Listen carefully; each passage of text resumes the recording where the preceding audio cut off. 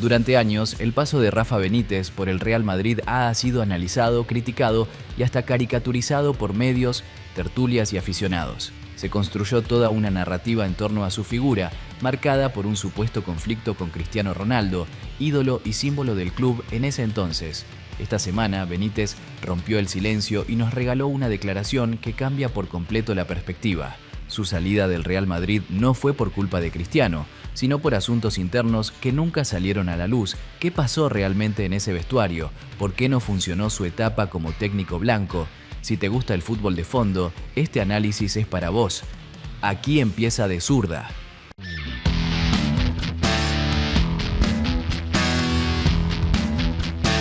Mucho se ha dicho sobre el paso de Rafa Benítez por el Real Madrid. Algunas versiones aseguraban que su relación con Cristiano Ronaldo fue el detonante de su salida. Se tejieron teorías, rumores y hasta leyendas urbanas sobre entrenamientos tensos o decisiones polémicas. Pero ahora el propio Benítez ha salido a contar su verdad, y vaya que su testimonio ha sacudido el panorama. En una entrevista reciente, el técnico español fue claro, directo, casi con alivio. Nunca tuve ningún problema con Cristiano. Y no solo eso, lo calificó de fenómeno y gran jugador. Así, con esa declaración, Benítez empezó a desmontar una narrativa que duró años. Entonces, si no fue Cristiano, ¿qué pasó realmente? ¿Qué motivos tuvo Rafa para dejar un banquillo tan codiciado como el del Real Madrid? Su respuesta, aunque escueta, dice mucho más entre líneas. Me fui por asuntos internos del club. Palabras sencillas, pero cargadas de contexto y significado. 3. En el fútbol, muchas veces lo que no se dice pesa más que lo que se declara. Asuntos internos puede significar muchas cosas. Luchas de poder, diferencias con la directiva, tensiones en el vestuario, falta de respaldo institucional. Benítez, como hombre de fútbol experimentado, sabe cuándo hablar o bombear y cuándo callar. Ahora bien, pongámonos en contexto. Rafa Benítez llegó al Real Madrid con un perfil serio, meticuloso, con una carrera consolidada tras su paso por clubes como Valencia, Liverpool, Inter y Chelsea. Era un técnico que priorizaba la táctica, el orden, la estructura, y eso en un club como el Madrid puede ser un arma de doble filo, porque claro, cuando uno entra hoy a un club tan grande, con tantas figuras y egos, no basta solo con saber de táctica, hay que saber gestionar grupos, hay que moverse en un entorno donde la política interna, las relaciones públicas y la diplomacia también juegan partidos aparte. Y Benítez quizás no tuvo el terreno más favorable. Su llegada coincidió con una plantilla plagada de estrellas: Cristiano, Ramos, Modric, Benzema, Marcelo, cada uno con peso propio, con voz en el vestuario. No era un grupo fácil de manejar, y aunque él intentó imponer su estilo, su disciplina, su método, parece que no todos lo recibieron con los brazos abiertos. Pero ojo, eso no quiere decir que se haya enfrentado a ellos. Lo que Benítez ha dejado claro es que no hubo choques personales con los jugadores, al menos no con Cristiano, quien fue constantemente señalado como el supuesto causante de su despido. El entrenador se encargó de desmontar ese mito de una vez por todas. De hecho, elogiar a Cristiano en público no es cualquier cosa. Cuando alguien te ha quitado protagonismo mediático, cuando los medios te han enfrentado con él y aún así decides reconocer su grandeza, eso dice mucho. Benítez no solo despeja rumores, también demuestra respeto por el jugador y por la verdad. Entonces, volvemos al punto. Si no fue Cristiano, fueron los directivos, fue Florentino Pérez, fueron decisiones que él no compartía. Los asuntos internos podrían haber sido roces con la presidencia, falta de confianza o incluso diferencias sobre cómo debía funcionar el día a día del club. Todo queda entre líneas. Y es que en el Real Madrid muchas veces los técnicos tienen menos poder del que parece. No todos pueden ser Ancelotti o Zidane, con espalda suficiente para tomar decisiones impopulares. A Benítez quizás nunca le dieron el control total, tal vez le tocó bailar con la más fea sin siquiera elegir la música. El desgaste fuera evidente, los resultados no acompañaron del todo, el entorno mediático no lo ayudó, y el vestuario, aunque no rebelde, quizás no estaba completamente convencido de su liderazgo. Y en un club como el Madrid, si no tienes al grupo contigo al 100%, los días están contados desde el primer empate.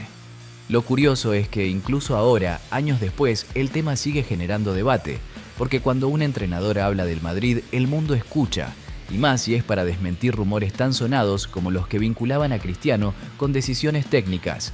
Benítez quiso aclarar las cosas, y lo hizo con elegancia. Dijo lo justo, No acusó a nadie, no se victimizó, no buscó polémica, simplemente puso los puntos sobre las íes. Y al hacerlo, dejó entrever que el problema no era uno o dos jugadores, sino una estructura más compleja, tal vez un sistema que no le permitió desarrollar su trabajo como él hubiese querido. Y eso es algo que muchos entrenadores han vivido en el Real Madrid. El banquillo blanco es una silla eléctrica, lo sabemos. La presión es constante, el entorno exige, la prensa presiona, la grada murmura. Es un ecosistema donde no basta con ganar, hay que gustar, convencer y además llevarse bien con todos. Pero Benítez no es de esos que buscan caer bien, él va al grano. Es un técnico de pizarra, no de gestos populistas, y eso, aunque admirable, puede jugar en contra cuando se necesita también ser político, mediador, estratega fuera del campo. Quizás ahí fue donde la relación con el club empezó a resquebrajarse. Además, recordemos que su etapa fue corta, apenas duró unos meses, no tuvo tiempo real para consolidar un proyecto, lo suyo fue un paso fugaz, casi de transición, y sin embargo ha sido una etapa sobreanalizada, sobreinterpretada, usada como ejemplo de lo que pasa cuando el club y el entrenador no sintonizan. Y lo curioso es que Benítez, a pesar de todo, sigue hablando del Madrid con respeto. En ninguna de sus declaraciones hay rencor ni ajuste de cuentas, más bien se le nota sereno, casi resignado, como quien ya ha hecho las paces con el pasado y entiende que no todo en el fútbol se puede controlar. También es interesante que justo ahora, con tantos años de distancia, se decida a hablar. ¿Por qué ahora? ¿Por qué elegir este momento para aclarar las cosas? Tal vez porque las aguas se calmaron o porque siente que ya no tiene nada que perder o simplemente porque le parece justo corregir la historia. Y hace bien, porque durante mucho tiempo se cargó con una etiqueta que no era suya. Se dijo que Cristiano lo boicoteó o que le dio la espalda. Y aunque algunos medios hicieron eco de eso, la verdad nunca había sido dicha tan directamente por el protagonista. Ahora, al menos, la otra versión está sobre la mesa. Y eso también limpia la imagen de Cristiano. Porque si bien es un líder indiscutido, no es justo que se le achaquen cosas sin pruebas. Benítez, al desmentir esa narrativa, también le hace un favor al portugués, le devuelve una cuota de justicia en medio de tanto ruido mediático.